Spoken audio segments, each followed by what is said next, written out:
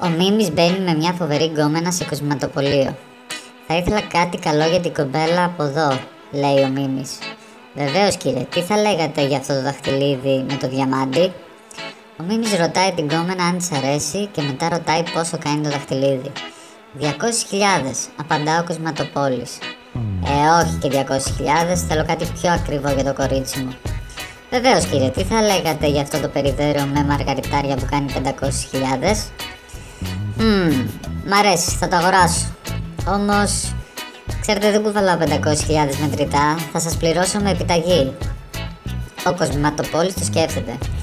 Ξέρετε το πρόβλημα με τις επιταγές είναι ότι μπορεί να είναι ακάλυπτες. Χωρίς να θέλω να σας προσβάλλω, τέτοια ώρα δεν μπορώ να τις ελέγξω. Μην ανησυχείτε, του λέει ο Μίμης, και εγώ έμπορος είμαι και σας καταλαβαίνω.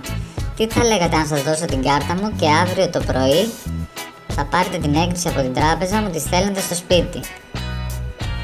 Σύμφωνοι.